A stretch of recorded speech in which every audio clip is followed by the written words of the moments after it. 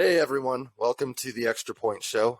We are going into week 10 of the NFL season. We are officially, as of the Monday night game last week, officially halfway through the NFL season. It always seems to go by way too quick. Yeah, right. It feels like we waited so long for it to start, and now we're already halfway through the season. I mean, there is the Yeah, playoffs and the Super Bowl and all that, but yeah, it does go quick. yeah, it absolutely does. I mean, versus, when you've got baseball season, that's 162 games, and then basketball season, which is 82 games.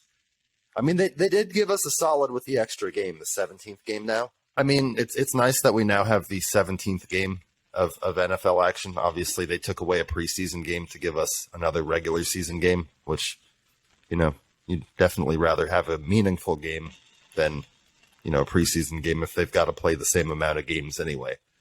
But Yeah, basically. yeah, I mean, we'll definitely see. The NFL season's been a weird one so far. You've got teams like the Packers and the Tampa Bay Buccaneers kind of struggling. So it's been an unusual one so far, but a lot of surprises. Like all three New York teams doing really well. Like nobody saw that coming. I mean, Especially maybe the Jets. I mean, the Jets being 6-3 is insane. I'm honestly more surprised by the Giants, honestly, because I mean the Giants they've had Daniel Jones a few more years. This is only Zach Wilson's second year. So I think that Daniel Jones has had more time to prove himself, and he's had flashes before. I mean, obviously he's a dynamic runner, but I mean he's got the Giants in good position right now. They're 6-2 currently, and obviously that NFC East division, which continues to be hotly contested. Yeah, everybody except Washington down there at the bottom with 4 and Hey, 5. I mean, you guys got 3 straight. I mean, you guys were on one. Yeah, that was good. And We should have you had 4, man. We should have beat the Vikings too. that's what we'll talk about here in a little bit. But I mean, if you guys win that game, it's a different story right there for sure. But yeah, let's get into some of this week's top news. We've had our second NFL head coach now fired. Obviously, Matt Rule fired after a 1-4 start.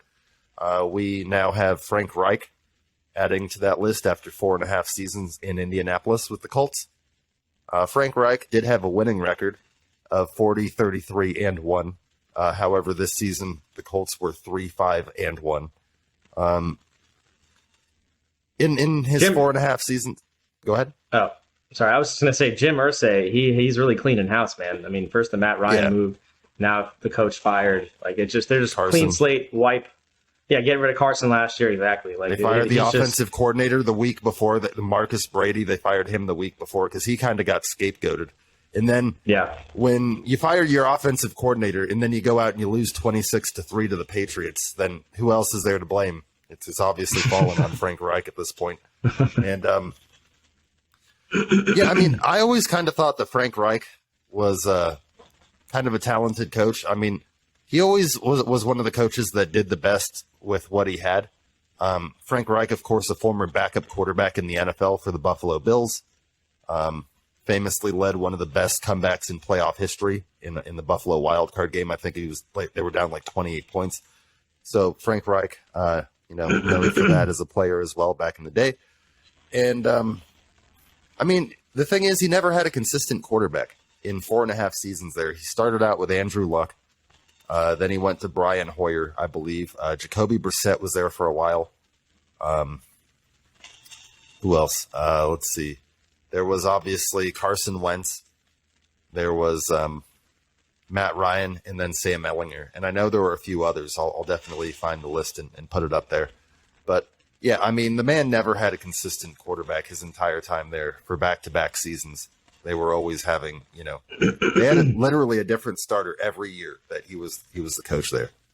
Yeah, it sounds like what Ron Rivera is dealing with, and he's probably going to be one of the next to get looked at within maybe not this year, but maybe we'll get another year. But Yeah, it'll depend on how they finish out the season. I mean, you'd expect if they probably get more than the standard 7 wins, they probably keep him around, but we will see.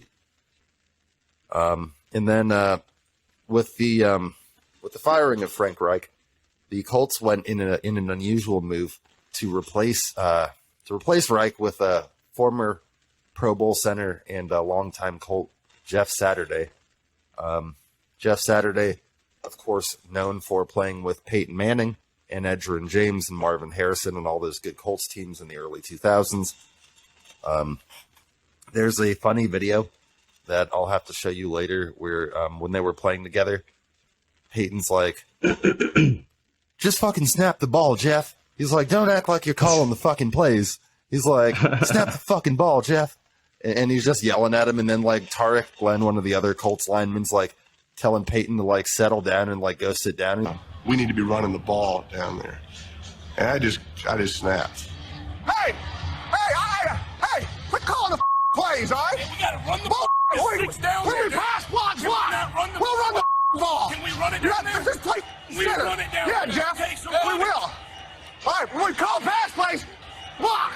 Oh, he's calling plays. Go sit down. He's calling plays. I will sit down. Don't quit yelling. Hey, go sit down. No, we're cool. Y'all quit yelling. Over here telling us how to block. He's doing it. Come on, okay. He's yelling at us.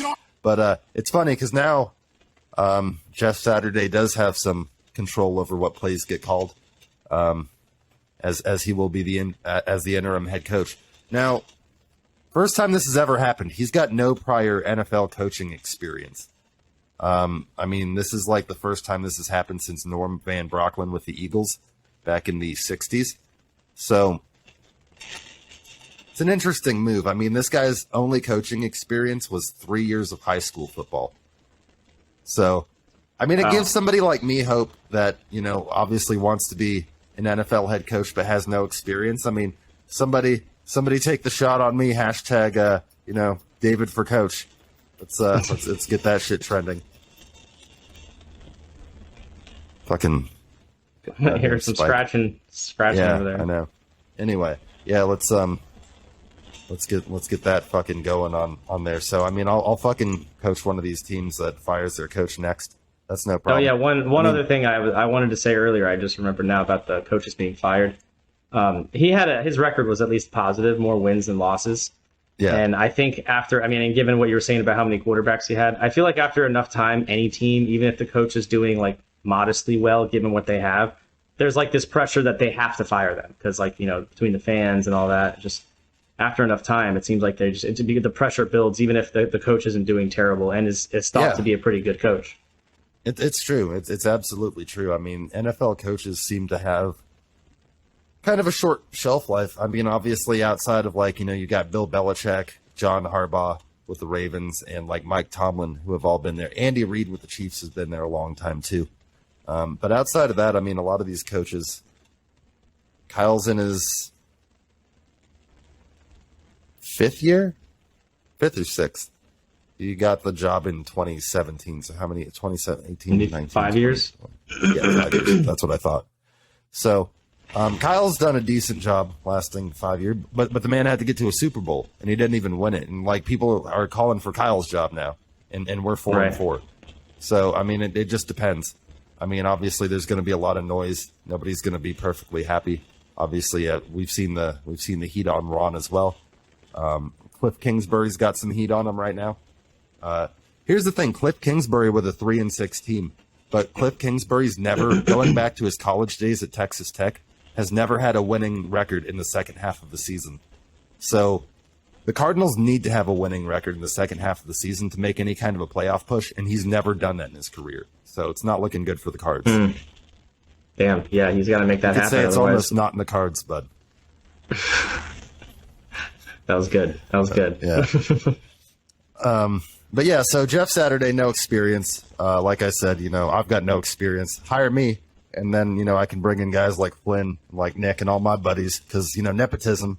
The NFL is known for nepotism. I'll bring in all my guys, and we'll probably get fired after a season or two, but we'll run it back. We'll collect some scratch. That's really what it's all about. I mean, whether you even coach one game in the NFL, you were an NFL head coach at one point, and I'd absolutely take that. Yeah, definitely. You could just have that to say to people. Yeah, I was a coach in the NFL. I was there. Oh man, it was like 9 games, man. But it doesn't matter. Yeah. I was there. Like, yeah, dude. And Jeff Saturday's press conference, like you know, I always love the press conference. Like this man in his we just got to briefly mention some of the shit he said. So okay, So he sat next to a probably drunk Jim Irsay. And the speculation is that because Jim Irsay said that he called this man like during they were talking on the phone during the fucking Patriots wiping the floor with the Colts. And Irsay was just like beside himself, probably drunk, probably like Flynn said, he's probably just having drinks poured for him the whole time. And he's just like, Jeff, I just don't know what I'm going to do. You know, this whole thing's just in shambles. And you know, like he said that he didn't talk to him about the job while Frank Reich was still hired, but talked to him like later, again, like Sunday night after he made up his mind. And I guess like Jeff Saturday's reaction was kind of like, are you sure? And I'll go into some of the quotes because like he's like, I know I've not got a lot of experience. Here's some of the Jeff Saturday quotes. I thought it went well. Great to see guys. Oh no, this is talking about his first meeting with the team, which was on Wednesday. I thought it went well. Great to see guys and meet people. Tried to get to know them and what I'm about, what my expectations are, what they can expect from me. I thought that went really well. Look, I've got to earn their trust. There's no doubt about that. I'm not trying to diminish how important that is. That's going to take time. That's not going to happen in one meeting. And then we've got when they were talking on the phone, Saturday said he was just upset, speaking about Irsay. He was asking me what was going on. This was not about Frank. And I guess Saturday was also a paid consultant of the team, but he was an analyst. He was working for ESPN as an analyst at the time. So the guy wasn't that's another bizarre part of the move. Usually when you fire a coach, you hire like an interim from within that staff. And they've got John Fox, a former head coach. And you know they totally passed over him, and hired a guy that had nothing to do with the team outside of like an outside consulting role. Which, again, first time that's really ever been done. Kind of bizarre. Let me just go back to it here, and then okay. Saturday's lack of coaching experience wasn't a hang-up for the Colts. Apparently, with the league. Trying to do its best to fix the shortage of minority coaching hires. Questions came up about how, you know, they followed the Rooney Rule, and obviously with an interim tag, you don't have to follow the Rooney Rule. You can just apply to. Obviously, with the interim tag, you don't have to proceed through the Rooney Rule. You can just name somebody the interim head coach. Obviously, in the offseason, they will have to interview a minority candidate or two per the Rooney Rule. And then last thing I'll get into here, and I'll put this up on the screen. Let's see, where's the... Okay, yeah, here's the best quote. But I can assure you that's going to be handled from an organization's perspective. From my perspective as a man, here's the deal. I'm completely comfortable in who I am as a man. I know that I can lead men. I know the game of football, and I'm passionate about it. I have no fear about, are you qualified? Are you as qualified as somebody else? Bro, I spent 14 years in the locker room. I went to the playoffs 12 times. I've got 5 dudes in the Hall of Fame that played with me. You don't think I've seen greatness? You don't think I've seen how people prepare, how they coach, how they GM, how they work? I've won 1 Super Bowl, been to 2. Here's the deal. None of us are promised a good job. I may be terrible at this after 8 games. I'll say, God bless you. I'm no good. I could be really good at it. I've got no idea, but I dang sure won't back down. I can tell you that. If life ain't an adventure, it ain't for me. I'm ready to go do this. I take the challenge head on. Listen, everybody can say whatever they want. I appreciate that, but from my perspective, when I was asked, they said, we're following every rule at the end of the season. You're not promised anything. Perfect. Let's go with that. I have no fear. If I'm no good, Mr. Irsay looks at me and says, we appreciate you. Thanks for stepping in, man. Job well done. I'm grateful for the opportunity. Pretty solid quote. Can't really say it better than that. Yeah, That's I mean, great. like the man really suck, has. It might be good. Who knows? Like, that's just. I mean, I do have to respect it. And then, like, when they asked Jim Irsay about it, he's like, I'm glad he's got no experience. He doesn't have any fear. It's like our coaches on our staff all have fear. They're all fearful. So, like, I guess that's why they didn't promote somebody on the staff.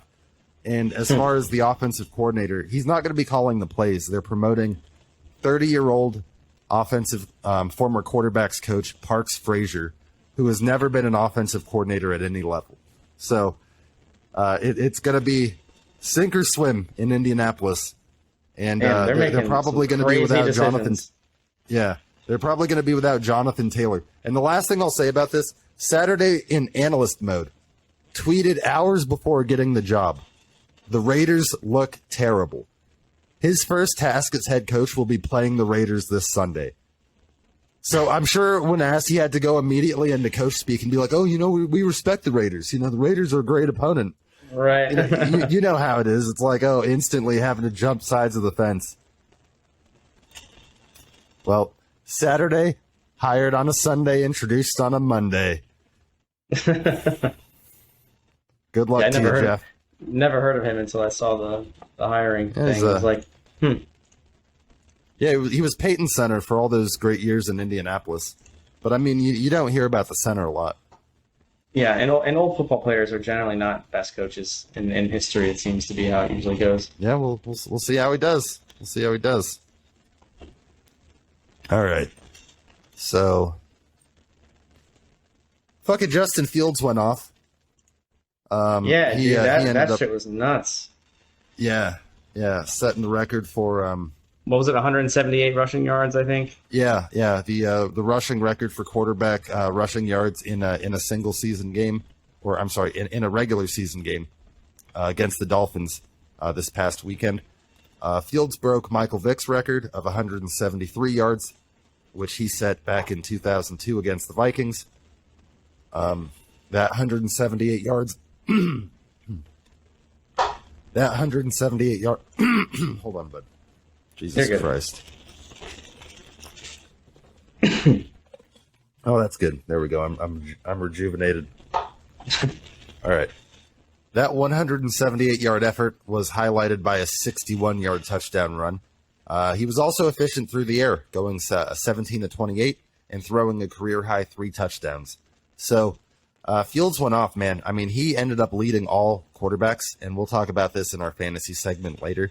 But he led all quarterbacks in fantasy points last week with 47. So, and he's been trending upwards the last 3 weeks. So, obviously, you know my move, boy. Wait, so you just picked him up this week before the game? So after that game, he had nobody was interested enough to take him, and then you blocked out your opponent from getting a backup because Lamar's on a bye, right? Yeah. It's got to get Marcus Mariota. Jimmy was there too, but apparently he didn't want Jimmy. Jimmy. So here's the thing. We'll talk about this more later, but the Chargers are prone to get gashed with the run. I think they're like 31st against the run. So I don't know how many touchdowns Jimmy's going to throw, but I think with Elijah and CMC in the backfield, I think we're going to maybe gash them for about 250. So we'll see how much Jimmy throws for. He might throw 1 touchdown, but Yeah, you're probably right. Jimmy's hot, dude. He's got the longest streak for multiples. So Jimmy Garoppolo's hot. All right.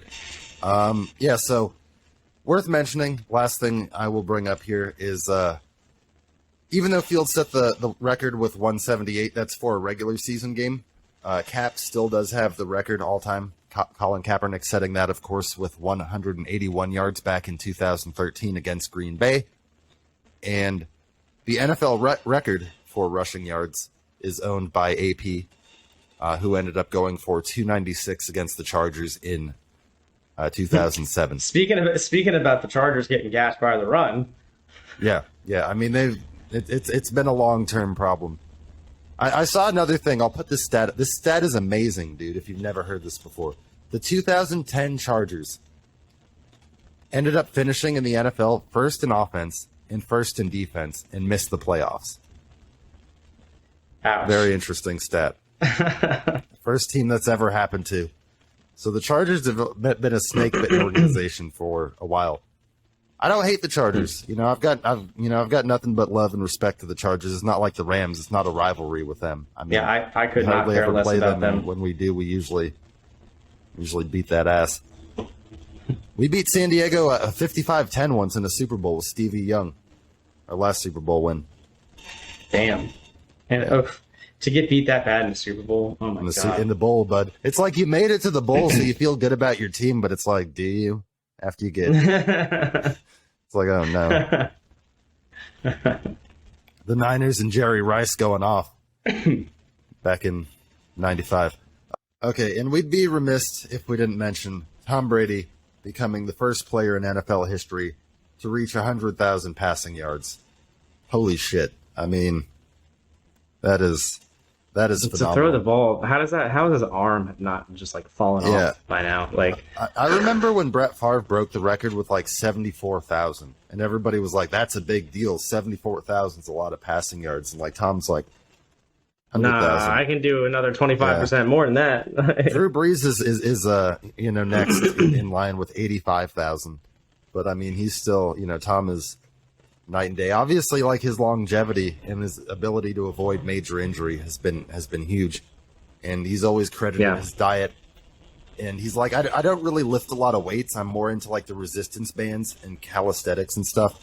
So Tom's staying limber at 45 years old and doing it in a game where, like I told you, he looked the most Tom Brady. Like not throughout the game. The game was he was struggling, but yeah, but they get the that ball last back drive, with 45 seconds, no timeouts, and in 35 seconds, needing to go 60 yards. He was, like I said, surgically precise. It's like Cade Otton, Scotty Miller, Mike Evans just hitting him, and then he hits Otton from the one with the touchdown pass with 9 seconds to go. And Sean McVay just like the look on his face, like he had could seen, not believe it. he had seen Like he's 12 seen a ghosts, ghost. bud. He may have seen 13, like that movie calling it out. 13 Ghosts is a good movie. But yeah, like he just looked miserable, dude. I saw his post. I don't often go and look for the other coach's press game post conference, like especially if it's not like a game where they're playing the Niners. But I was like, I gotta see McVay's reaction after this one. And he was just like, I just don't know. I don't know if we need different players, a different scheme, or what. He's like, a lot of it's on me. He's like, we're just not good enough. As the Rams are now 3-5, they safe to say they will likely not be repeating as Super Bowl champs. No, I don't think so. I mean, the Bucks aren't going to be getting back either if they keep playing this the way Well, they have been. I mean, the Bucks can other still than win this their last division. drive. Yeah, Yeah, that's true. It's wide open. yeah. I mean, they're tied with Atlanta now in first with a 4-5 record, and I think going down the road, if Brady starts getting hot, dude, that's dangerous for everybody. I mean, we'll talk about. I mean, he plays Seattle at 7:30 in the morning in Munich, Germany, this weekend. So Jesus. go Bucks. 7:30 in the morning. Yeah. Oh, that's for us here. But in Yeah. Germany, it's probably like. I don't know what fucking time it is, bud. Yeah, I couldn't tell you that either. Yeah. So yeah, I mean, fucking. Not only did he do that though, he set records with 100,000 passing yards. First player to ever do it. 43 fourth quarter comebacks, which ties Peyton for the most all time. So I mean, obviously, you figure he'll get at least one more in his career. Yeah, So so he's he'll going to have probably that break record too. Yeah. And then 55 game winning drives, which is the most in NFL history, tied with Peyton Manning. Or no, he broke that record. Peyton Manning had 54, so he officially took that record. So he tied one record and he set 2 other records. One that'll probably never be broken again in the 100,000 passing yards. I mean, I one guy I don't could see see any maybe. of these being beaten. I don't see any of these being broken again. I mean, if Tom Mahomes is has so- like a 20-year career where he throws about 5,000 a True. season, I could see that. But Mahomes probably isn't going to play that long, especially if Andy's got him out there chucking the ball 68 times a week. It's not a recipe for success. Fucking arm's going to fall off. But yeah, I don't think I mean, anyone's going to be able to do what Tom's done in the we longevity. got to I really give don't. it up to Tom on the fuck. Like credit to you, Mr. Brady. I mean that's a hell of a fucking effort. I mean that's unheard of. I mean to really like put what he's going through, that man's going through aside in his personal life, and just go out there and beat that Ram ass was truly extraordinary. With Aaron Donald on the field, with Jalen Ramsey on the field, with all those defensive players that they paid all that money for. Just get Couldn't gassed. stop him when it counted. You could. I mean, you held him to 6 points all game, but it didn't matter. Or no, 9 points up until there. It's not like 13-9. it's not like it wasn't a close game, but yeah, I mean it fell apart in the end. Tom was for keeping them. him in there. He was getting him down in the field goal range. I mean, yeah, threw the ball damn near 58 times again. They're asking a lot of that Jesus. man, but Yeah, goddamn. I mean, if the Bucks can Like- get hot at the right time, they're a dangerous team. Tom's like, can we keep the number of passes I throw like maybe under my age at least? Yeah. That'd be nice. Like, Fucking yeah, I know they need to do more with Fournette. He's killing me. He's only a threat in the passing oh yeah, game right you have now. him. That's right. Yep. And okay, let's get into these games just real briefly. And all right, so we'll start with the Thursday night game last week, when honestly the Houston Texans at halftime were tied 14-14 with the undefeated Eagles. Unfortunately, in the second half, the Texans were only able to score 3 points, and they lost 29-17. So the Eagles are now 8-0. The Texans are now 1-6-1. But, you know, you got to give it to the Texans for hanging in there for as long as they did. I mean, Damian Pierce went off, the rookie running back, 27 carries, 139 yards. He had a great game. Dallas Goedert, the Eagles tight end, had 8 catches for 100 yards and a touchdown. And, I mean, Hurts threw for 243 and 2 touchdowns. So, I had Yeah, I Goddard mean, on my it bench, watching him rack up all those points. I'm like, God damn it. oh, yes, I saw that you ended up starting Hawkinson Hawkinson. instead. Yeah, but Hawkinson didn't have a bad game. He just didn't have a game like that. And But, usually the tight ends haven't been having games like Goddard had, so I'm still torn between who to Yeah. start. Yeah, I mean, the Eagles really have been featuring more AJ Brown. I mean, in this game, AJ Brown had 4 catches, 59 yards. And Devonta Smith, who's been used a lot, he only had 2 for 22. So this was Goddard's time to shine for sure. The Texans playing without really any of their receivers. I mean, they didn't have Nico Collins or Brandon Cooks, their top 2 receivers. So Chris Moore was their top. Philip Dorsett was their top receiver with 3 catches, 69 yards. Davis Mills only threw for 154, 2 touchdowns, 2 picks. So, you know, questions remain Jeez. whether he's going to be the quarterback of the future. Because obviously the Texans are going to have a high pick, and this draft class is expected to be a lot better than last year's. So, if Davis Mills doesn't pull it together, you'd expect the Texans to probably be dipping into the quarterback pool one more time this offseason. Oh, they're definitely going to. I mean, They're he's definitely- never been that great, so yeah, I don't see that happening. Yeah, he's Or I just do the see that best happening, option I they mean. have now. Yeah. Yeah. Then you got the Chargers getting the 20-17 win over the Falcons. Chargers go to 5-3. We've got them this week, and the Falcons, as we mentioned when we were talking about the Bucks, dropped to 5-4, or I'm sorry, dropped to 4-5. So they're tied with the Bucks for first in the division. Although the Bucks do have one head-to-head win over the Falcons. Tom, obviously, as we've talked about many times, undefeated against Atlanta all time. In this game, Marcus Mariota continuing to not do much as a passer, 12 of 23, 129 yards. Falcons usually get it done on the ground as they did here with the return of Cordero Patterson. He had 2 rushing touchdowns. Falcons overall ran for 201 yards. The Chargers threw 43 times. Herbert had 1 touchdown, 1 interception. Eckler had 47 on the ground, 1 touchdown, and 1 receiving touchdown. So Eckler, even when he gets kind of bottled up for yards, I mean, he's always a threat to score, both in the receiving game and the rushing game. And he's got 2 more touchdowns on the season after a slow start. And then you've got Dolphins-Bears here. We kind of talked about this game when we were talking about Justin Fields. And his record fantasy day, 47 points. Yeah. The Bears almost got the win. I mean, they were in it. Losing to Miami, who's 6-3. Chicago, the reverse at 3-6. Tua, another great game, 21-30, 302, 3 touchdowns, no picks. Fields, 17-28, 123. So not a lot of yards, but 3 touchdowns, which is a career high, no picks. His third straight game with a quarterback rating over 100, which, that's a career high, a new career high for him. He ran for 178 on the ground, setting the regular season record. And then you've got the Miami running backs, this was your dilemma on who to start. They both got 9 carries. Jeff Wilson had 51 yards. Raheem only 26, but Raheem had the touchdown. Yeah. It seems like they're using them pretty much equally, which is kind of what I was worried Yeah. about. I'm like, and one of them. Yeah, it seems that way. I mean, obviously they traded away Chase Edmonds, and obviously I think a key thing was Jeff Wilson.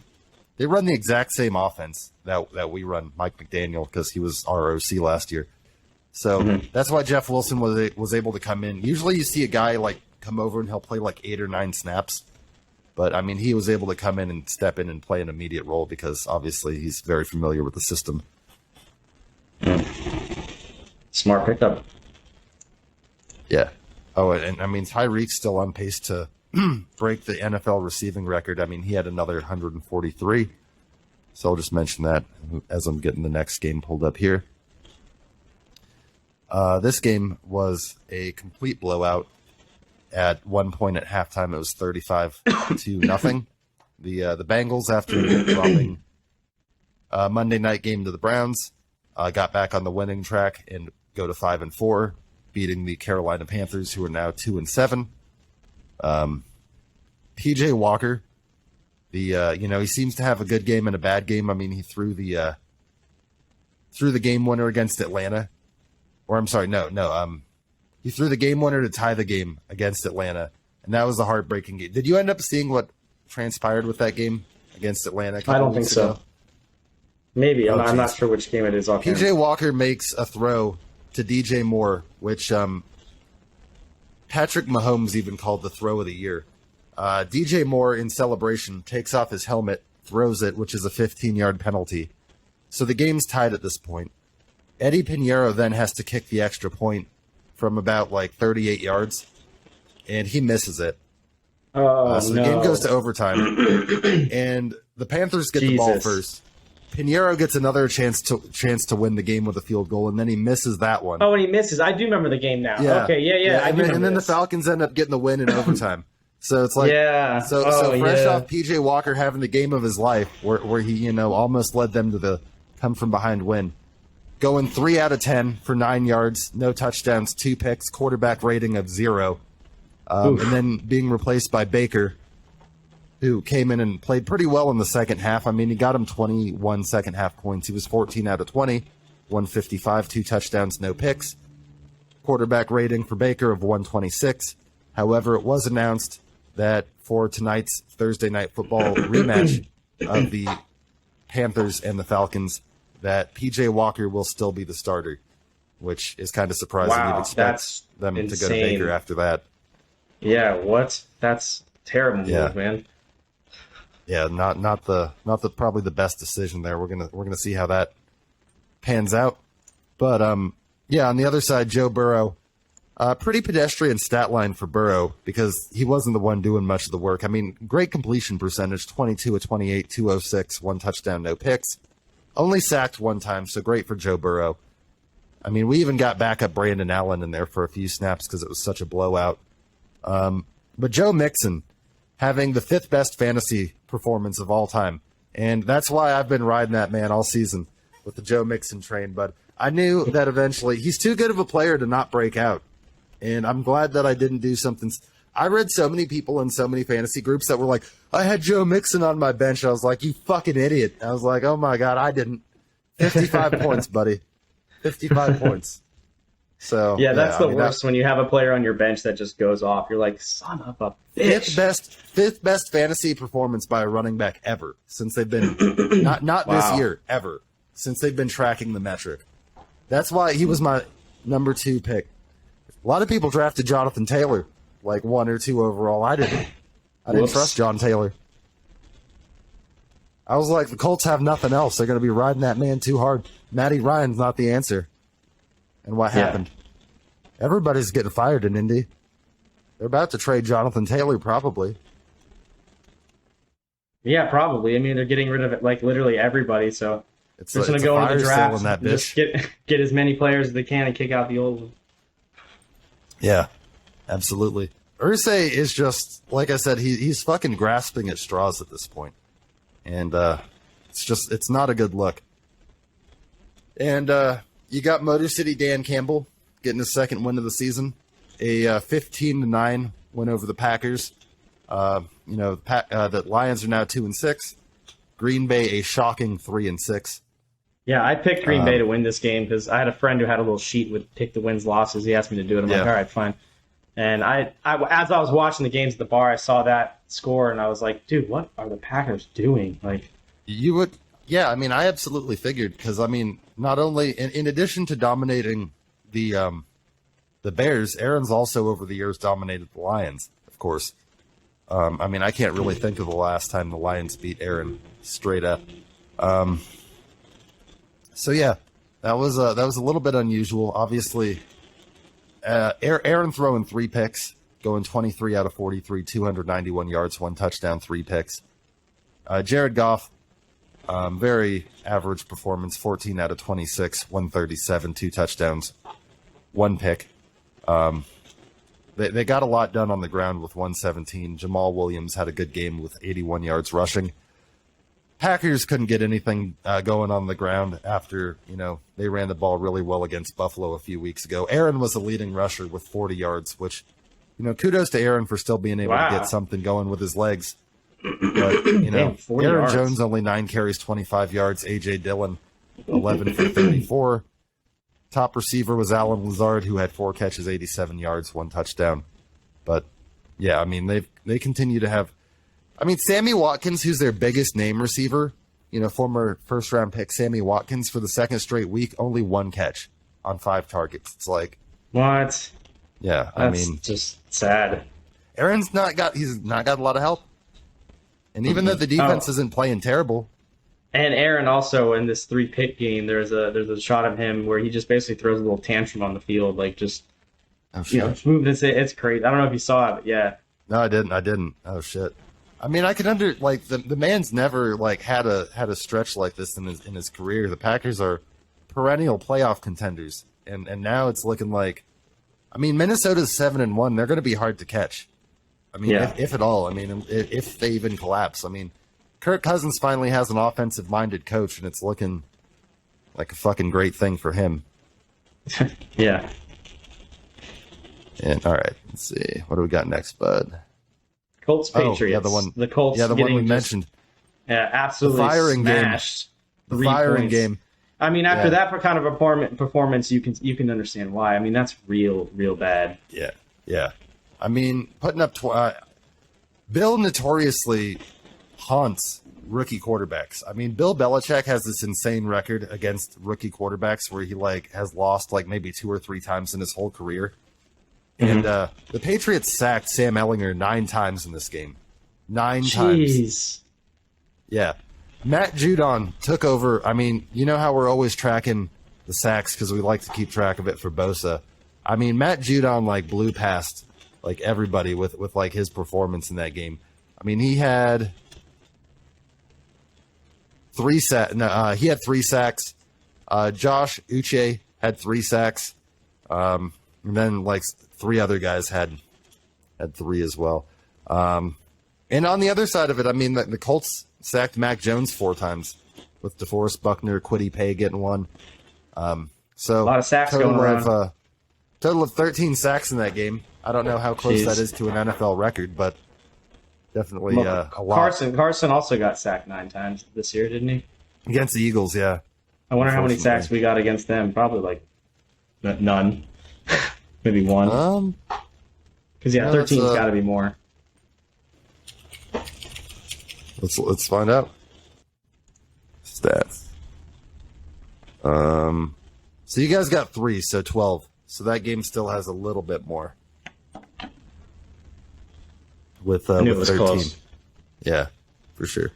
Mac Jones not doing much. His first full game back, 20 out of 30, 147, 1 touchdown, no picks. But did enough. Obviously, the defense just destroyed Sam Ehlinger. He also had an interception thrown, and they were without Jonathan Taylor. So definitely, Jeff Saturday's got his hands full as the Colts are 3-5-1, and Bill has the Patriots at 5-4. So Patriots trying to crawl back in that division. A little bit easier now that Buffalo has a second loss, so we'll transition to that. As the Jets pulled off their biggest win of the year. Yeah. They destroyed Josh Allen.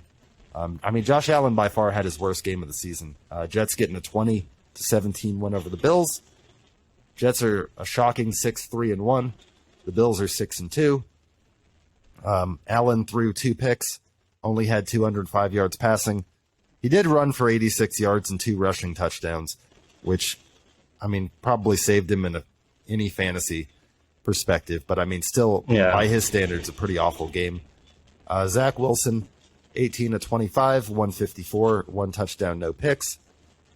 And the Jets got back to their, they've been playing good defense, running the ball. They ran for 174 and a rushing touchdown with a combination of Michael Carter and James Robinson, who they traded for since Breece Hall went out. So, I mean, Salah's got him going, man. Yeah, this is probably the most shocking one for me this week, seeing the Jets beat them. I mean, 20-17. It's a very close game, but it doesn't matter. They got the win. I thought the game would have been like the same score the other way, like Bills 20-17 over the Jets. But because like the Jets are noticeably better. But yeah, this is a statement win. I mean, this shows that they're not fucking around. I mean, Salah said earlier in the season, he said we're taking receipts, and obviously taking note of everybody that said the Jets were trash. And I'm happy for Salah. I just hope that we at no point have to play the Jets. I guess they're not on our schedule, so we'd only run into them in a potential Super Bowl situation, which would be crazy as hell. Right. If both us and the Jets made it. All right. Vikings Commanders. I don't even want to talk about this one. But Vikings came away with the win, 20-17. They're up 7-1 now as the Commanders fall 4-5. Although I think that we could have won this game. There's some mistakes made at the end of the game. 17-7 at one point, and then Kirk Cousins doing his the defense shit. Also, there was a couple penalties that did it. It was self-inflicted wounds, really. I mean, and Cousins didn't really even have that great of a day. It was 22 for 40, 265. Right. 2 touchdowns. I saw Dalvin kind of like started to do some stuff in the second half because you guys were. Well, he only had 47 yards. No, but I know we stopped him like the whole damn game. Just about. Yeah, he only had 47 yards. Their run game, they only had 56 total yards. Oh, no, then no, I was thinking of fucking Hawkinson Hawkinson had 9 for 70, and then Jefferson had 7 for 115 and a touchdown. So, yeah, I mean, you guys ended up containing them pretty well for most of the game until a 13-point fourth quarter. I mean, Heineke played a pretty average game, 15-28, 149, 2 touchdowns, 1 pick. Obviously, the run game, you guys as a team ran for 137, but nobody individually had that great of an effort. B-Rob had 44, Gibson 37 or 36, Heineke 17. Amari Rogers, the backup tight end, getting a 24-yard run, which kind of inflated that number. And he looked good out there. I'm happy with him, Amari Rogers. Yeah. We'll get more into that game later, but obviously, Vikings with the comeback attempt, denying the Commanders their 4th straight win. You guys did dominate them for most of the game, though. So good to see you guys go out there and kind of give it to a good team. Hopefully, you guys can do the same against the Eagles and maybe stop that win streak, because as you and I have talked about, I think the Eagles are really just benefiting from pretty easy schedule so far. Yeah, we'll see. All right, next game is the Raiders and Jaguars. Jaguars came out with the win, 27-20. Raiders, who have looked awful this year, dropped to 2-6, and the Jaguars, who have looked better than last year compared to this year, are 3-6. Derek Carr threw for 21 for 36, 259 yards and 2 touchdowns, no interceptions. Yeah. The thing too is the Raiders were up 20-10. I mean, this is like the 3rd time this season where the Raiders have been up in a game, and they completely. I mean, it says right here, Jaguars rally from 17-point deficit to beat the Raiders. So the Raiders cannot finish games. No, they're playing 2 halves or 2 quarters of football, and that's it. It's 0 throughout the entire second quarter. Like, you cannot be doing that. Yeah. I mean, Devontae Adams had a great game, 10 for 146 and 2 touchdowns. Notable about the Raiders, that helped though. me. Yeah. Notable about the Raiders, though, is like Darren Waller, who's obviously been on IR since week 4 with a hamstring injury. Today, the Raiders put him and Hunter Renfrow on IR. So Hunter Renfrow might come back. I know Waller isn't going to. But the Raiders, who were already struggling, losing offensive reinforcements, although I do think the Raiders are going to win this week against the Colts. But that's not really saying much because both of those teams are kind of in the shitter right now. Yeah. ETN had a pretty good game too. I see 28 carries, 109 yards, 2 touchdowns. You still got him on your team? He's been going off since they decided to make him the starter. And then, like I said, I know you were talking about Christian Kirk. He had an 8 catch for 76 yard and a touchdown effort, so he had a pretty good game. But yeah, Jags are 3-6, Raiders 2-6. So neither of those teams doing great, but the Jags getting a big win there. Then in the NFC West, we had the Seahawks continuing to win with a 31-21 win over the Cardinals. Yeah, I mean the Cardinals are just a mess right now. Obviously, they continue to struggle. As I've mentioned before, Kingsbury. It's all Modern Warfare 2, man. It's all Modern Warfare 2. Yeah, that's I mean they haven't suck. won since the game came out. They really haven't. That's a true fact.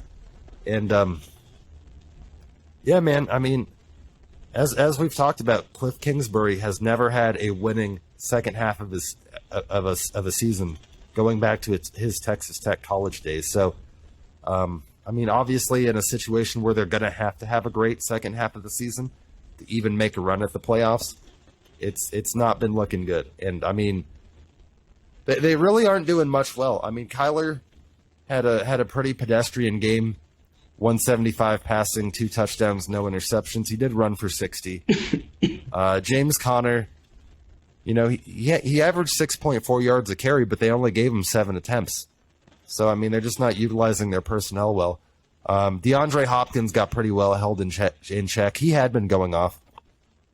He had 4 catches for 36 yards and a touchdown. And, yeah, I mean, Geno continue. Did you start Geno last week? Yeah. Played pretty well. Yeah, he was. Yeah, I've had Geno in. So I put Dak in that 1 week, and he only got I don't remember how many points it was, 13 or something. So I took him back out. Okay. And Yeah, I think he got Geno's 25 last time though. Yeah, it's been always at least for 18 points most every time. So yeah, I mean the only bad game I can think that he had was the one against us where they just the whole team just had a bad game in that effort, other than that blocked field goal. But yeah, then you got the Bucks Rams. We mentioned this game briefly with the Tom Brady setting the 100,000 yard passing record, first player in NFL history to ever do that. Bucks getting a 16-13 win to go to 4-5. They're tied for the division lead with the Falcons. The Rams are 3-5. Obviously, Sean McVay shocked as hell by that loss after they were up 13-9 for most of the game. Stafford's been garbage all season. 13-27, 165, 1 touchdown, no pick. They ran for 68 yards, good for a 2.8 yard per carry average. So they can't run the ball well. But neither can Tampa. I mean, Tampa ran 20 times for 51 yards and had Tom Brady throwing 58 times. He had 1 touchdown, no picks. So both of those teams continuing to struggle, but a big win for Tampa. And then we had the Chiefs-Titans game, which, that's probably the truest example of opposite ways of playing football. On one side, you had the Chiefs, who threw the ball 68 times, and on the other side, you had the Titans, who threw the ball 16 times. Chiefs coming away with a 20-17 win. And going to 6-2, the Titans are 5-3 after that loss. how many fantasy points did Mahomes get for that with 446 yards, and he had a rushing touchdown, 63 yards, 34.1 maybe? Maybe that sounds like it could be right. Yeah, it sounds like that. Yeah, that's what it is, 34.1 against the Titans. Okay, all right. So Yeah, there we go. See, I mean, he didn't, and honestly, the Titans were starting out, and they were limiting them pretty well. I mean, Kansas City only had 9 points in the first half. Tennessee was actually up 14-9 at halftime. Derrick Henry had a pretty good game, 17 carries, 115 yards, 2 touchdowns. And, yeah, like I said, the Titans only threw 16 times. Malik Willis, starting his second career game, was 5 out of 16 for 80 yards, no touchdowns, no picks. This was He does not appear to be the future. Yeah. So, I mean, at least definitely not at this point. He did run for 40 yards, which was, better than his 12 rushing yard effort last week. But no receptions to receivers at all. 3 of the 5 catches went to tight ends and 2 went to running backs. So none of the Titans receivers. I mean, we put up the stat last week that showed that A.J. Brown alone, who's been traded to the Eagles, obviously last offseason, former Titans receiver, has more catches with Philadelphia, yards and touchdowns than all of the Titans receivers. And that's Titans receivers are not great. I'd say they're right around there with the Baltimore Ravens wide receivers as far as like ineffectiveness. Yeah. So after that game, with the between the Titans and the Chiefs, Derrick Henry actually moved into first place in NFL rushing yards. He's now got 870. I think it's the first time all season anybody's surpassed Nick Chubb. Nick Chubb does have 841, and then Saquon in third with 779. So, and ETN's cracked the top 5. He's in fifth now with 680. So wow, should not have dropped him. Well, I mean, I'll try. If I didn't need him so bad, I mean, if you want to like, I don't even know who I'd trade him for. No, that's done. It's already done. Yeah. You can have Olave back. I'm thinking about dropping him, although he's been having a great season. It's hard. I'm all right with that. Yeah. Anyway, so yeah, then the Baltimore Ravens coming away with the Monday night win over the Saints, 27-13. Ravens go to 6-3. Saints fall to 3-6. For a while, it looked like it was looking pretty bad for the Saints. I mean, they were getting pretty destroyed by the Ravens for a good portion of the game. I think it was like 20-6 at one point. And I mean, they stayed with Andy Dalton for the whole game. They planned to move forward with Andy Dalton as the starter. I mean, he had a pretty average day, 19 out of 29, 210 yards, 1 touchdown, 1 pick, but he was under constant pressure. I mean, Andy took some real shots in that game. He got sacked 4 times by the Ravens defense, and they just went off. Lamar probably had his worst fantasy performance of the season. I mean, only 12 out of 22 passing, 133 passing yards, 1 touchdown, no picks. He did run for 82 yards, though. Kenyon Drake, though, did the bulk of the work on the ground with 24 carries for 93 yards and 2 touchdowns. So Ravens continue to be in first place in that division, and just worth mentioning right now, the game going on for this week's Thursday Night Football is currently 3-0 Carolina over the Falcons in the first quarter. That game's still early, though. I didn't realize the game was already on. Yeah. You can put it on in the background if you want. Sorry. I was thinking about it, but I was like, yeah, maybe I'm just gonna sit there and look at it. If I do that, Yeah. I'm just gonna be exactly. doing that, not paying attention. Hey, everybody. Hope you're having a great week. We are going into week 10 of football, and we've got your weekly fantasy stardom and sit-em segment for the week. We're going to go into a couple players that I think have favorable matchups this week, and then some that I think have less than favorable matchups. So let's go ahead and get started.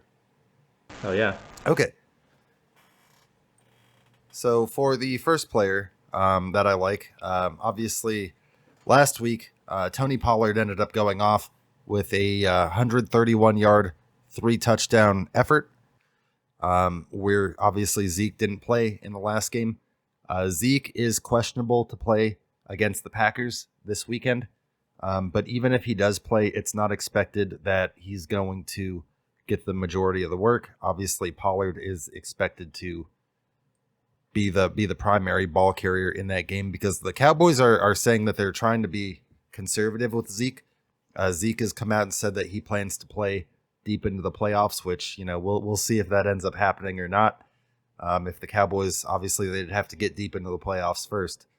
But, so I do like the matchup, Tony Pollard against the Packers this weekend. If you have Tony Pollard on your roster, start him. We've also got Jamal Williams. I had to go check and see if Tony Pollard might be available because I could use another good running back, but of course he's not. Yeah, I mean, I know somebody's probably got him, but I think the top, now that you got Jeff Wilson. I'm trying to think of who else would even be. Oh no, I didn't get Jeff Wilson. I don't think. Somebody else put it. That's right. I think Gunner. Oh, someone else got him. Yeah, put in a claim for him. I figured somebody would. I mean, he's decent, but yeah, there's really nobody good left, so it's back to that. Ugh. Yeah. Ugh. I like Jamal Williams against the Chicago Bears. The Bears have allowed opposing running backs to score at least 12 fantasy points per game in 8 games in a row, including 7 of those games with at least 16 points per game allowed. And also, they're slowly working DeAndre Swift back into the lineup. He hasn't gotten a lot of work the last 2 weeks. Jamal Williams, obviously 24 carries, 81 yards last week in the win against the Packers. So I look for Jamal Williams to get plenty of work this week against the Bears. Obviously, the Lions, they do like to run the football, and they're going to be looking for their second straight win. Obviously, their game plan is to probably have Jared Goff do as little as possible and kind of stay within that game manager role.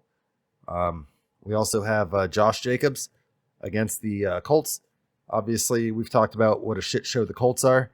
Obviously, making a lot of moves with the head coach in particular.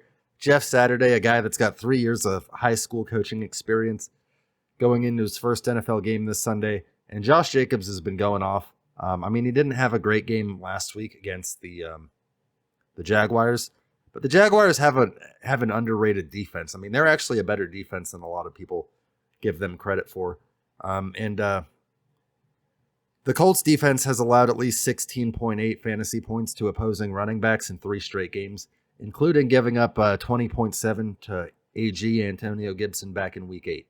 So, he's got a favorable matchup against the Colts team that's kind of in shambles right now.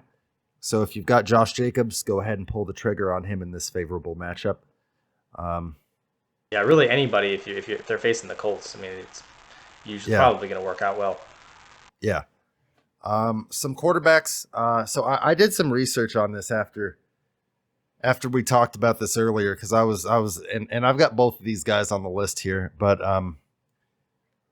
because I was like, well, how's Tom going to do against Seattle? So I looked into how Tom's played, and obviously Tom Brady plays the Seattle Seahawks in Munich, Germany, this Sunday morning, and Tom hasn't been a great fantasy quarterback this year. I've known firsthand. He's scored over 19 fantasy points only twice. But here's what I like. Now, Tom has played 3 international games in his career. He's undefeated internationally, 3-0. And in those 3 fantasy games, Tom Brady has scored at least 26 fantasy points in all 3 of those outings. Yeah, but these are all times that he was probably with the Patriots, I would assume, right? Back in the past.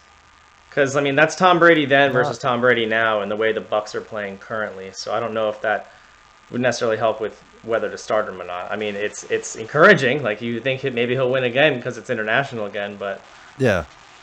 Well, and then on the other side of that, I'll make the argument on the other side if you don't feel good about that. So the Seahawks defense, which is obviously the other side of the coin on that, they've allowed their past 3 opposing quarterbacks to score at least 22 fantasy points against them. And obviously they're playing the GOAT, greatest of all time. So if they gave up 22 fantasy points to Kyler Murray last week, then their defense hasn't been great. they've been winning games because they've been limiting the turnovers and running the ball well, and Geno's playing good football.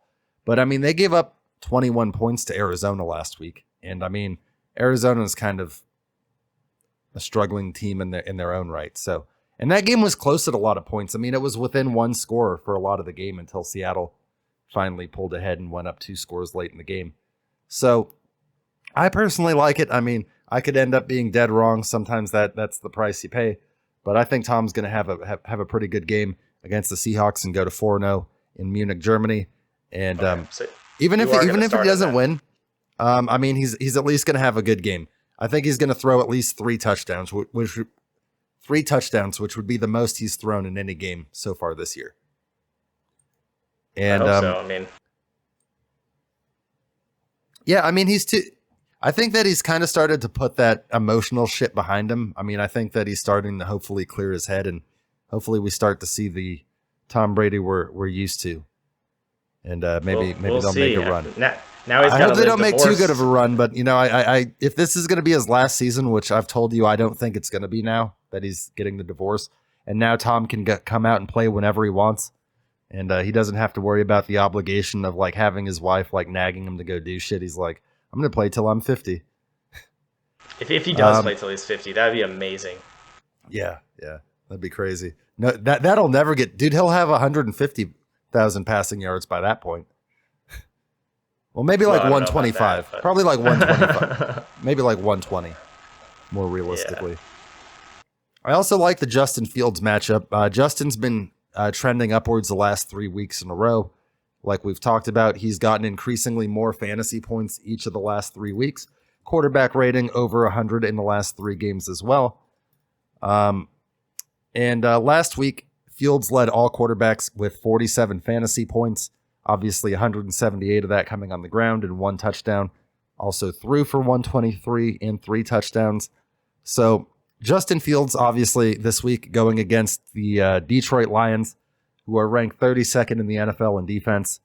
They did have a pretty good game last week, holding Aaron to 9 points. So maybe they're starting to turn the corner, but I certainly like the matchup for Justin, and I think he's going to have a good game.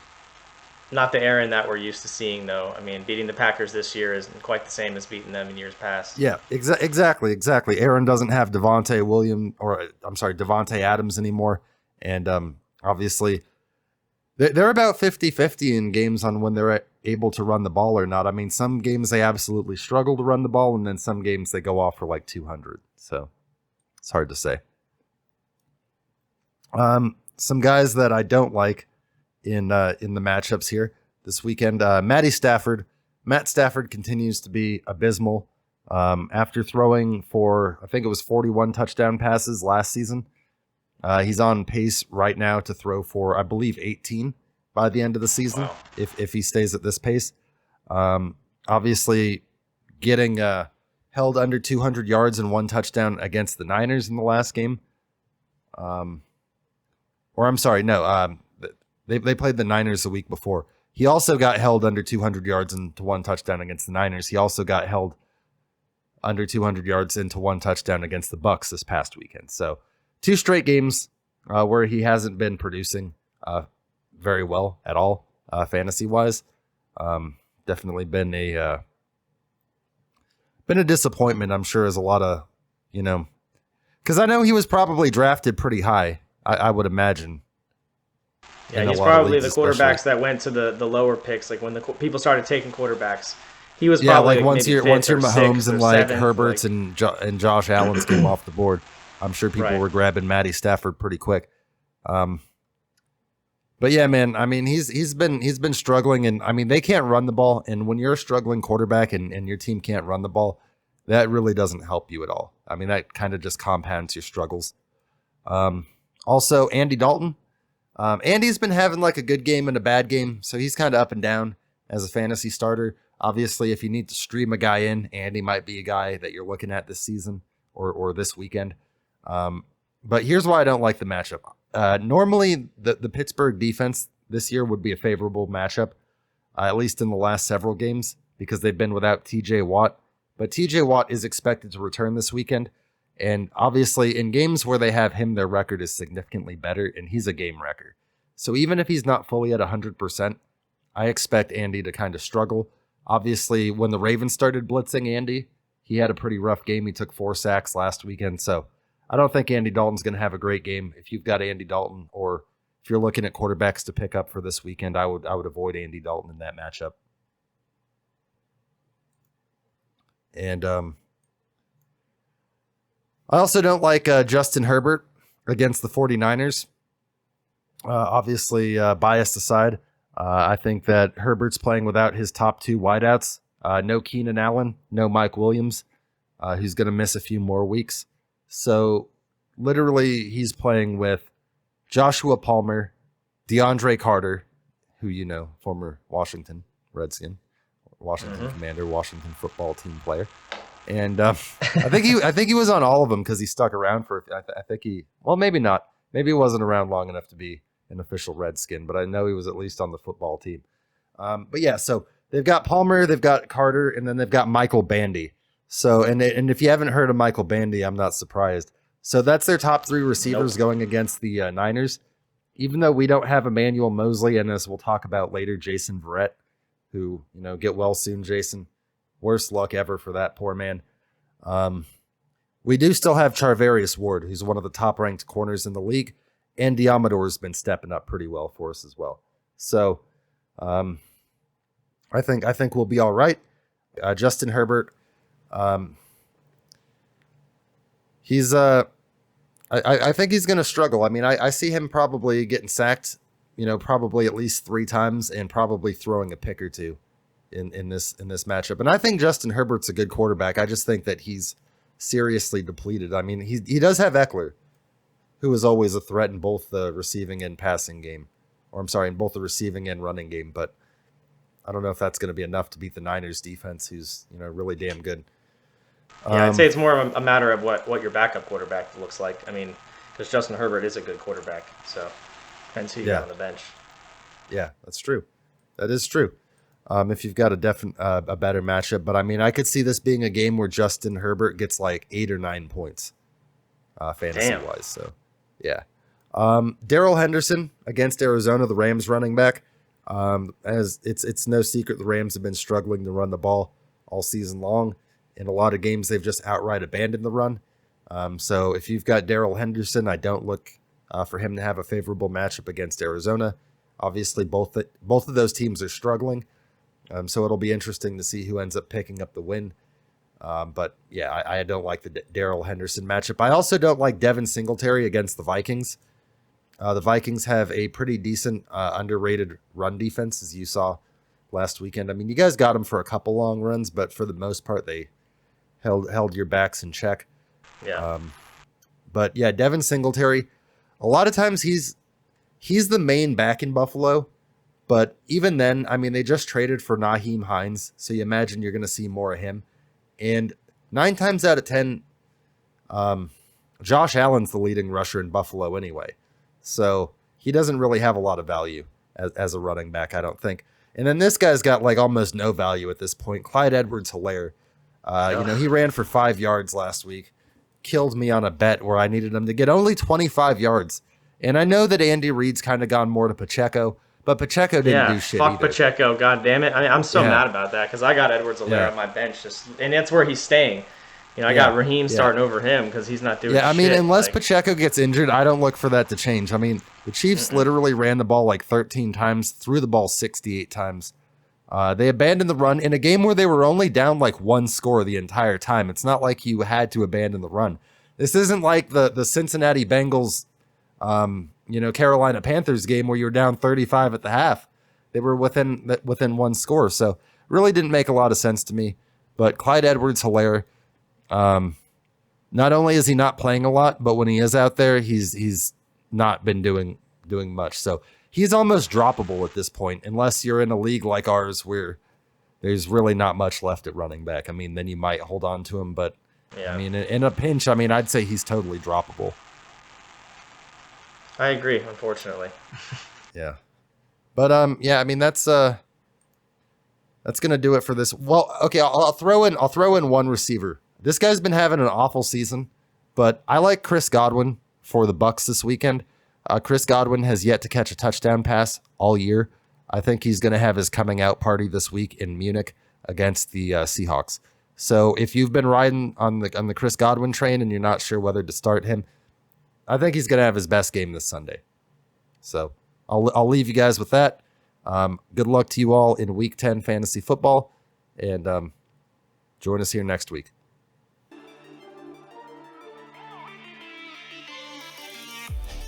Hey, what's up, everybody? Welcome to this week's Commander's Shit Show. I mean, countdown.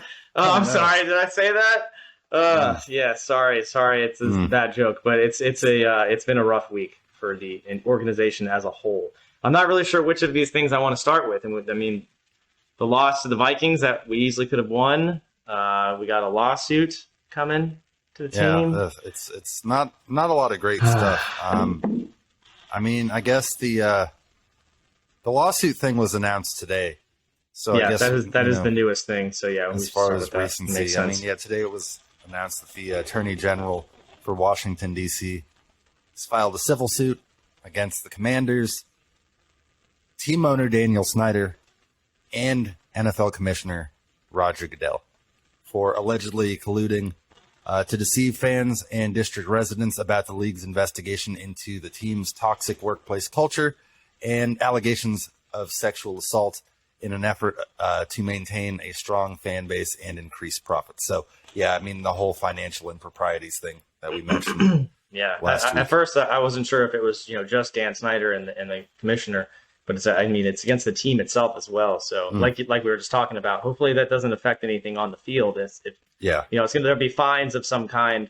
There was something on this article I saw about $5,000 per lie that they can prove. I think they're going to try and get that much money for it. Yeah, we've seen teams dock draft picks. Obviously, that would be, I think, worst case scenario.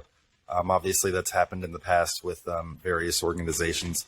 I think that happened and with Dan Patriots. Snyder selling the team, possibly if there is something like that where it could affect the team, maybe if he's selling it, they wouldn't do the same kind of punishment that they would do. Like if there's a new owner. Yeah.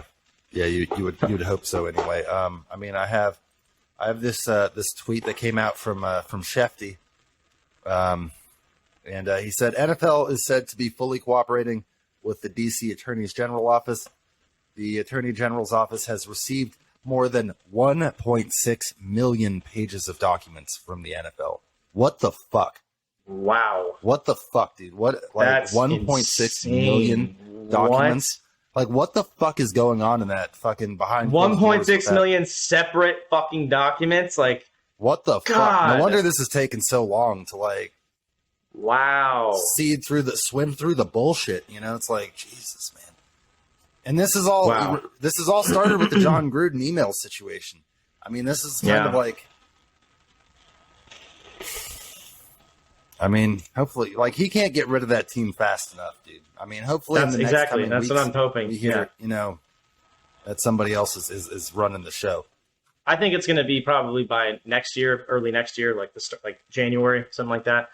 It's not going to happen anytime in the next month or two. I wouldn't think. I mean, anything's possible, but generally these kinds of transactions take some time, I would imagine, because he wants to get offers and try and get as much money as he can. I mean, try and get the full $7 billion or so that they think that they can get. Yeah, no, absolutely. About the lawsuit, though, there's a quote here from the Attorney General where he says that Snyder waged an interference campaign to cover up years of harassment and that the NFL let him do it, betraying fans' trust by enabling Snyder to have a say at the end of the investigation into him and the Commanders.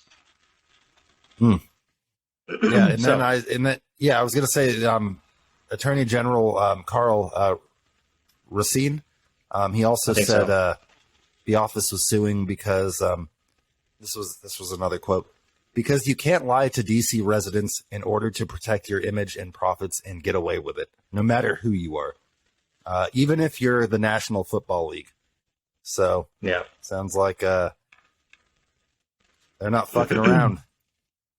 Yeah, no, I mean, it's nothing. You don't want to see things like this go into your team, but we've all known Dan Snyder's been terrible, and this kind of just backs that up even more. So the fact that the rumors of him selling, I would say, are almost 100% true now. I think it will be a full sale. I don't think it's going to be any minority owner stuff anymore, with all this going on, I think that's really the only that's why he's selling the team is I because think he of needs these to wash things. his hands of it finally, because Exactly, like finally in exactly. so much deep shit.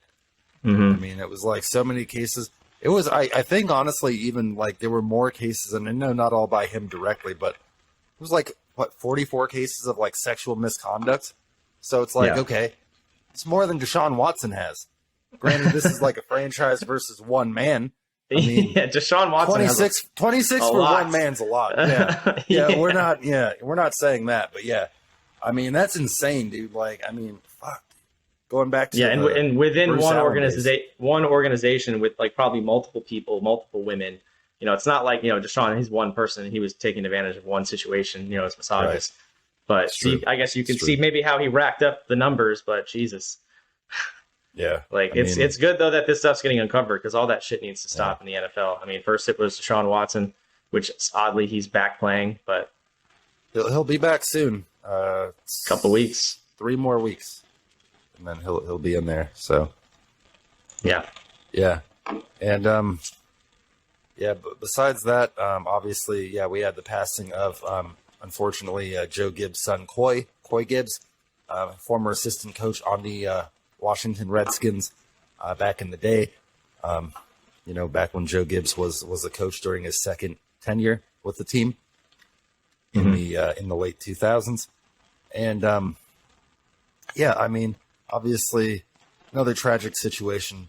Definitely thoughts and prayers go out to Coach Gibbs and the family. Obviously, he's a very good religious man, so obviously, you know, that's probably affecting the whole family very, very deeply, and you know, obviously, hate to see that. Yeah, I guess he had another son died actually in 2019. So he's had 2 sons die in the last few Wow. years. So It's like That's- Andy Reid's had a couple of his kids, and then like obviously Britt, his other son, was just sentenced to 3 years in prison for the yeah. So it's rough.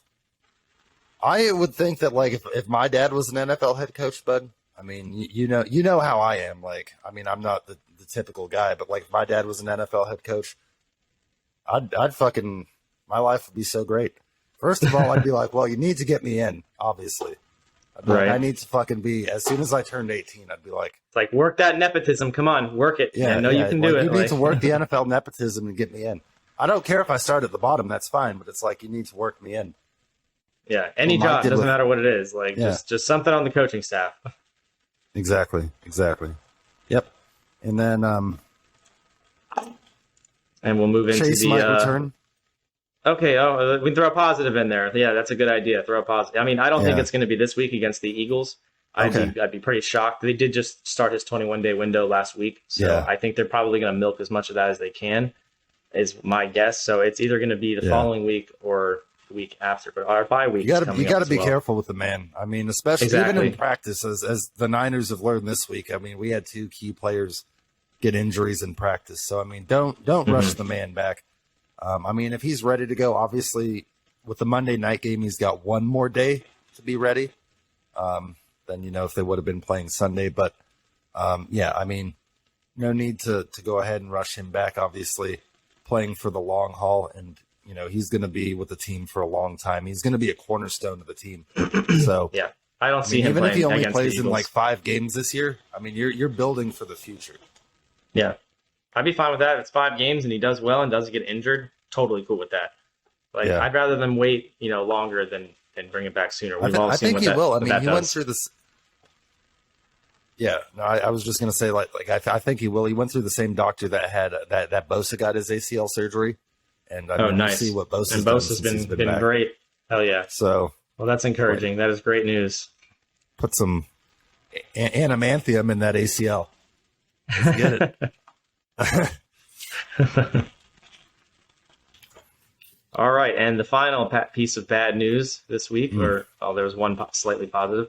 The game against the Vikings that we were Yeah. up 17-7 at one point and looked like we were going to have it, and managed to lose at the very end of the game, 20-17.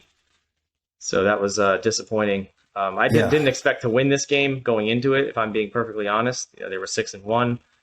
So to see it come down to that close, I'm happy about that. But like to lose it the way we did after being up by 10, we're not usually up by points like that by a large amount. So when I see that, I'm like, oh, I think we might have this one. But Yeah, and the defense was holding Minnesota pretty well in check for most of the game. I mean, like for the longest time, they only had 7 points. So the defense has continued for the last several weeks to play better. I mean, obviously they allowed 13 points in the fourth quarter, but as we've talked about before, aided by penalties were the Vikings at various key points. the penalties is what really lost us the game. Is I would say, 100%. Yeah, I mean, Kirk had a pretty mediocre day. He was just above 50%. I mean, 22 of 40, 265, 2 touchdowns, 1 pick, sacked twice. He played his best football in the fourth quarter. Taylor, also pretty average, 15 of 28, 149, 2 touchdowns, 1 pick, sacked 3 times. So, I mean, they both threw 2 touchdowns, 1 pick. I mean, it's just Taylor obviously was doing his work earlier in the game, and then Kirk leading the comeback a little later. Yeah. Did you see that ridiculous posting by Kirk Cousins with the chains on his neck? Yes, Most ridiculous fucking thing I've seen. Like celebrating on the team playing. I was like, and then there's this meme that I saw that's like Kirk Cousins went from I'll have her home by 9 to she calls me daddy too. And I was like, oh shit, all right. So that was a pretty good meme, but yeah, fucking Kirk Cousins, dude. Barely wins a game that come on. Ugh. 7-1. Nothing, I mean, they're nothing. That's not a win to necessarily celebrate that heavily, though. It's come on, guys. Yeah, I know that you guys struggled against, although Washington is on the upswing. I mean, you hope that they obviously play a better game.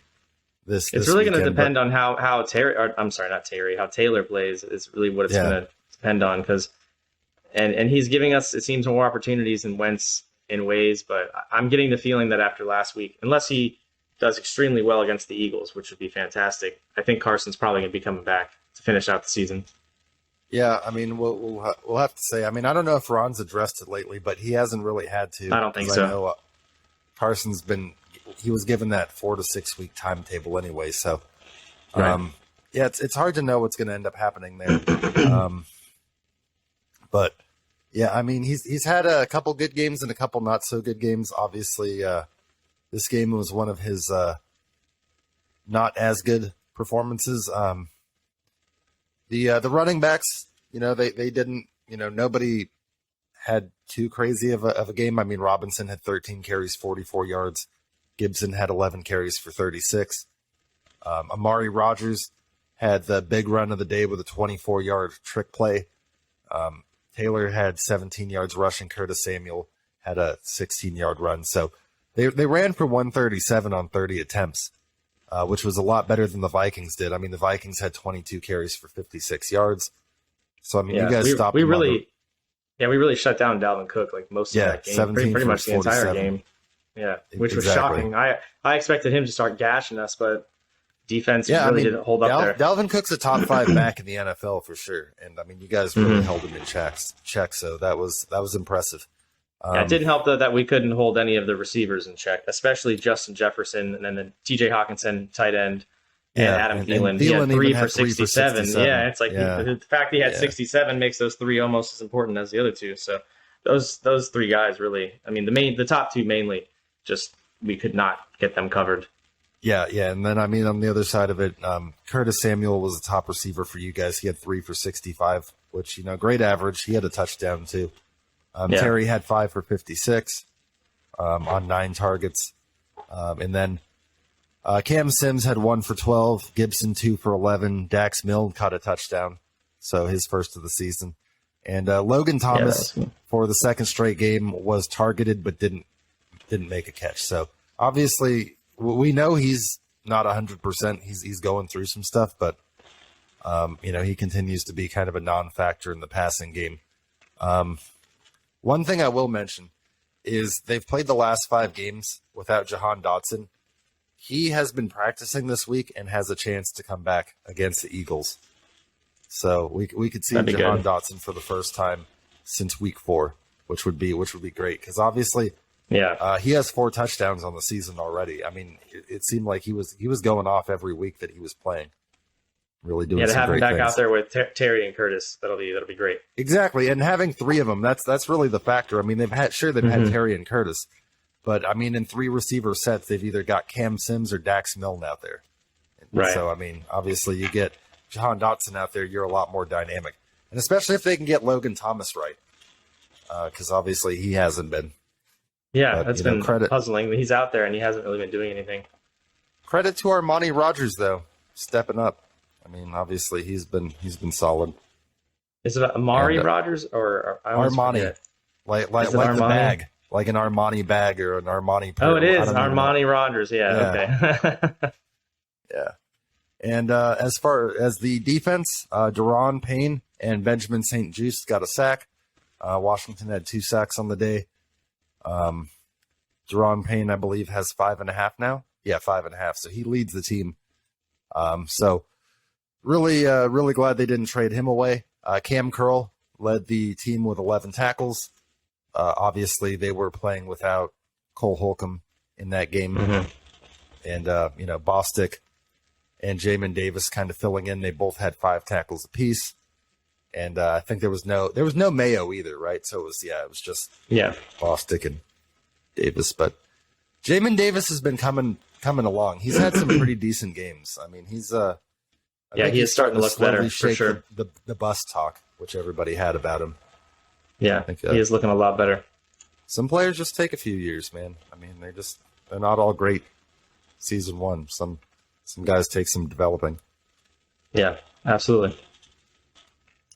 And I guess moving on from that, obviously 4-5 right now. Got the Eagles, who are 8-0. Big chance to beat them. I mean, I will mention 2019 when an 11-0 Pittsburgh team that was a good day. came into Washington, and the team led by Alexander Douglas Smith. Is that really his middle name? Yeah, Oh of shit. course it is. Yeah. Let me look up the exact score. I It was can't low believe I don't scoring, I remember. believe, because we had that goal line stop. We stopped them on like 4th and 1 or something at the goal line. was that the game that I picked like the exact score or like was off by 1 point? It was like I think it was like 20-24. Let's see. I thought it was lower than that. It would have been 2020, I think. It was 2 seasons ago, I think. Okay, yeah, no, it was that's right. It was 2020. It was 23-17. 23-17, yeah. Okay. So and then I'm pretty sure. Yeah, so it was What was that, 23-17 because I think we stopped them. That was when we stopped them at the goal line Yeah, the goal line to stop. save the game. Exactly. Yeah. Exactly. So, I mean, teams have come in with the undefeated streak before. Pittsburgh was 11-0 coming into that game. And, Alex Smith, 31 of 46, 296 yards, 1 touchdown, no picks. And on the game where they only ran for 45 yards, your leading rusher was Peyton Barber with 23 yards. Wow. That's not good. Yeah. Yep. But, yeah, All right. Well, I this think that's about everything for this week. Yeah, exactly. Like I said, hopefully you can beat the Eagles. Obviously, the upsets happened Hopefully. before. The Eagles have one of the easiest schedules in football, so obviously they haven't beaten a lot of great teams to get to that 8-0 mark. So Yeah. I think they're definitely beatable. We'll see. I'm crossing my fingers. We need it. It'd be nice to be the team to take them down. Yeah, I mean, it's happened before within 2 seasons. I thought it was 3 seasons ago, but it was even more recent. So hell yeah, Yeah. it's time to knock off the Eagles. Let's get it. Let's get it. Die, Eagles, die. No, I'm kidding. Yeah. I mean, it's a big rivalry week. Hopefully, you guys Yeah. can hold Jalen Hurts in check. Obviously, spy the shit out of him. Make sure that he doesn't Mhm. run that crazy read option. But yeah, I mean, just got to hold the Eagles in check on that rushing game, and then hope that St. Juste continues to play well at corner, 'cause he's been playing well. Yeah, and Jamin Davis, they're both looking good. Yeah. So there's been some positive things to talk about. It's not all been bad, but like and subscribe for weekly Washington content. We will be here next week talking about the Eagles game and the outcome, regardless of how that goes. But have a great night, everybody. Thanks for joining us.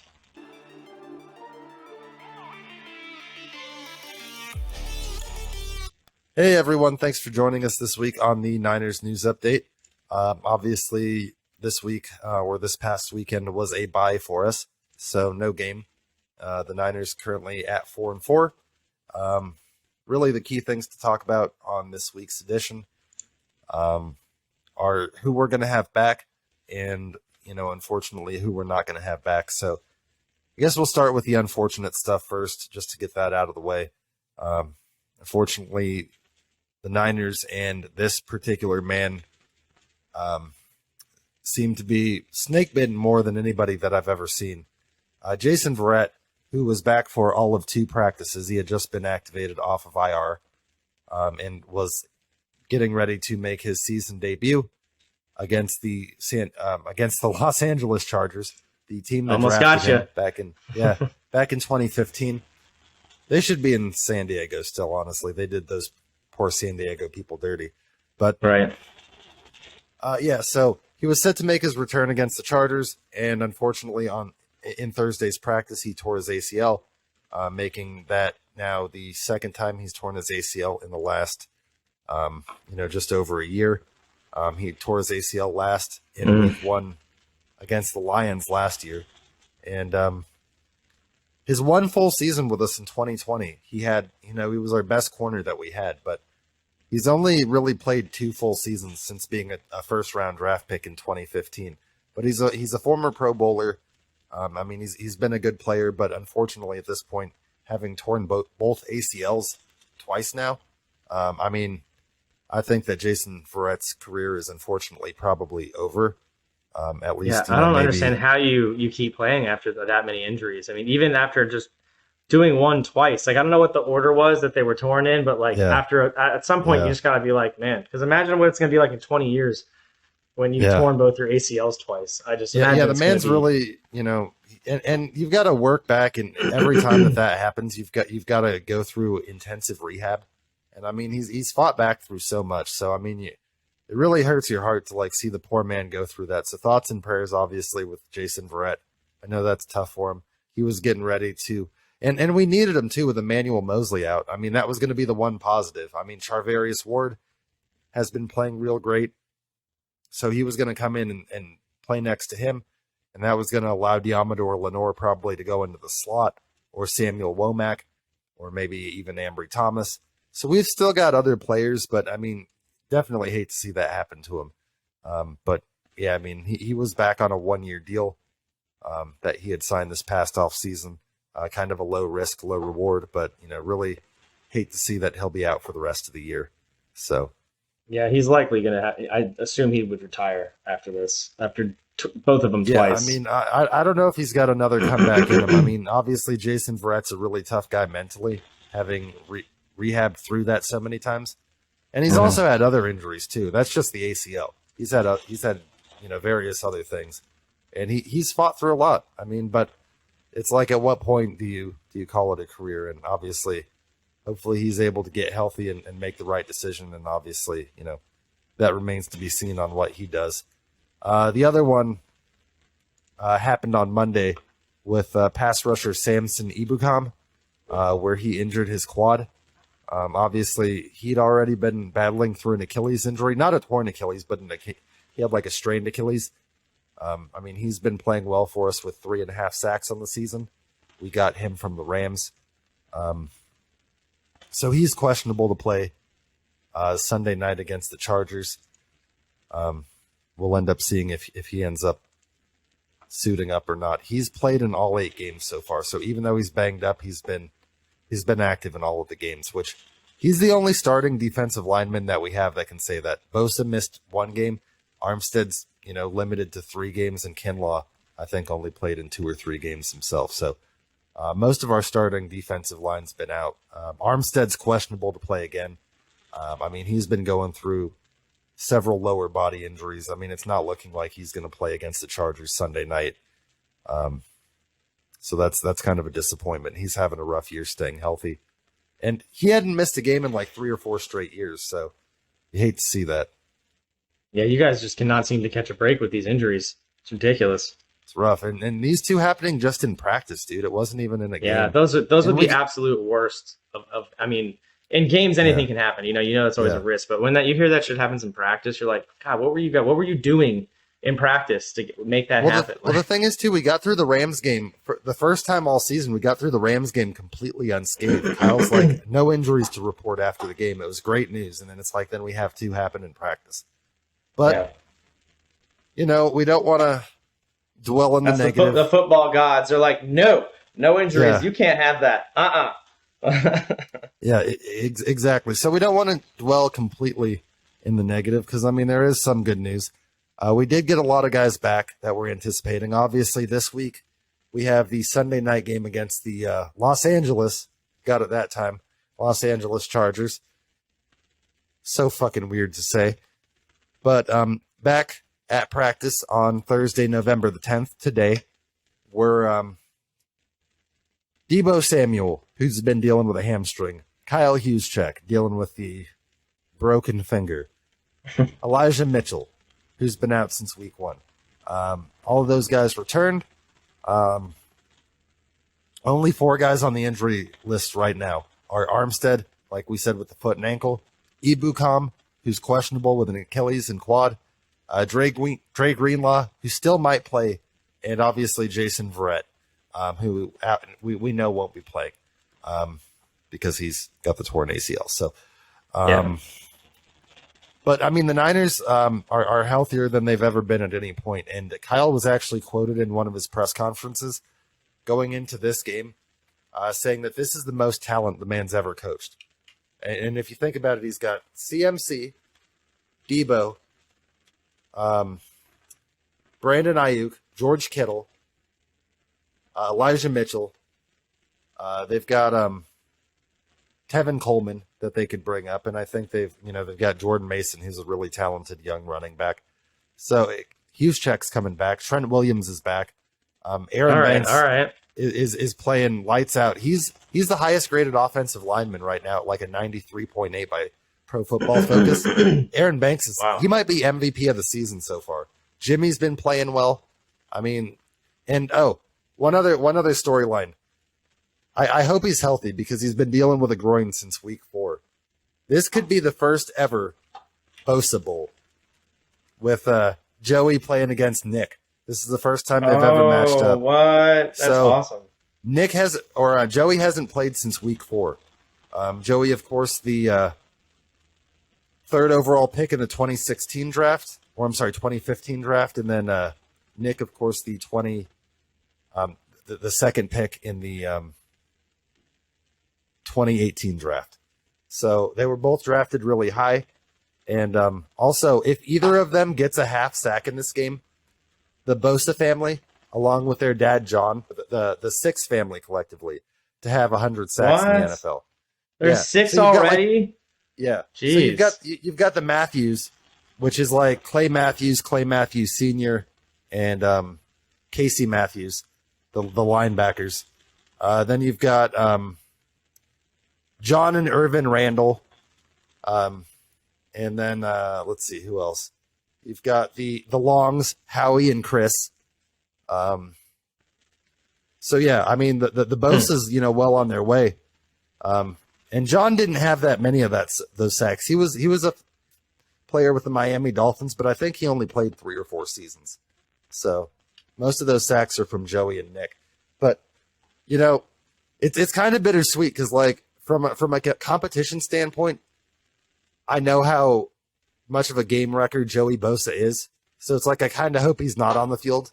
But from like a cool storyline standpoint, how cool that would be to like get to. They're not playing directly against each other, but getting to play your brother in the game is always pretty cool. Yeah, and I'm sure that would provide one of them with bragging rights over the other one, which is always notable. You can always talk shit to your brother for the next year and be like, "We beat you." But I mean, the Chargers are 5-3. We're 4-4. So both teams, if the season ended right now, that are looking like playoff teams. But obviously, there's a lot more season to go. We're halfway through the season now. Another thing I'll mention, Trey officially got the walking boot off. So that happened this week. So Trey is officially moving around without the boot. Obviously, he's That's still good. got a long road to recovery, but that's certainly a sign towards progress. John Lynch also was quoted as saying earlier in the week that, you know, they've been in communication with Trey, and Trey is ready to take over as the starter whenever he's ready, which obviously won't be until next season.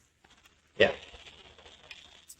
But, you know, if Jimmy balls out, I mean, he's either going to get a new contract somewhere else, or, I mean, if Jimmy continues to play at this level, we're not going to get him for the deal that we did, because, I mean, somebody else is going to – the NFL's not going to make that same mistake twice. I mean, the NFL let Jimmy Garoppolo go one off season, and, yeah, there were some feelers here and there, but, I mean, nobody pulled the trigger. And there's a lot of teams, like Carolina right now, that I'm sure, you know, really wish they had Jimmy.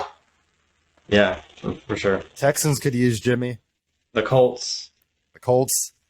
The I mean, Colts were in the maybe running for him, too. They Washington. talked about it, but then they're like, nah, we're going to go with Washington was in the running to get Jimmy. I mean, imagine Jimmy with your offense. I mean, if they could protect him, he'd be lethal. Getting the ball to Yeah. your receivers. Probably. You know, Jimmy Might likes to work the tight end. get Logan Thomas some action again. It's been sad this season. Yeah. Absolutely. Absolutely. And the Chargers are pretty awful against the run, so they're really susceptible to getting gashed. And with CMC and Elijah back, I imagine we're going to probably run the ball more than we're going to throw, especially if they've got, you know, because the Chargers have Khalil Mack and potentially Joey Bosa, so they're going to be, you know, coming after him a lot. So I think if Kyle can keep it on the ground as much as possible, he's going to be trying to do that. But that doesn't mean Jimmy's not going to still make some plays. I mean, I imagine he'll throw at least 1 or 2 touchdowns. Yeah, I mean, they're going to keep it to short, quick passes and try and just keep run the ball. Do some tricky shit with Debo, maybe. Jimmy's deep ball has been getting better, dude. Like in recent weeks, he's hit like Ray McLeod on one. He's hit a few of the deeper balls. He's hit Ayuk on a few. I just more meant about the pressure he'd be under. He probably wouldn't have the time to he get, might to not get have the time deep ball off. for the developing route. Yeah, exactly. Right. Yeah, because they're going to be blitzing. But, I mean, hopefully our offensive line – I mean, Mike McGlinchey's had a couple of rough weeks in a row, but obviously Trent Williams and Aaron Banks continue to be solid. Like I said, Aaron Banks might be our most underrated player so far with how he's been playing. But, yeah, I mean, Sunday night, big game against the Chargers. Chance to go to 5-4, get within 1 game of Seattle. Seattle's obviously got a tough matchup this week against. That's right. They've got Tampa. They've got Tampa in Munich. Okay. So, yeah. go Bucks. Go Tom Brady. Right. Hopefully he can get the Seahawks down to 6-4 for us and get us within, you know, that 1 game. But join us next week. We'll recap the Chargers game, let you know how that went, as well as any other Niners related news. I think we've covered everything this week. Hopefully we can avoid any more injuries going into this weekend's game. So stay healthy, everybody, and stay safe out there. And like and subscribe if you haven't already. If you always want to stay in the know with Niners and really just any NFL content, like and subscribe. Have a good night. And that's going to do it for the Extra Point Show this week. Make sure that you subscribe if you're not already. It really helps us out and helps us grow. Give us a like as well. Absolutely. And if you're a Washington fan or a San Francisco fan, make sure to always check out the Commanders Countdown and the Niners News Update. Okay, well, thanks for joining us, and we'll see you all next week. See you next week.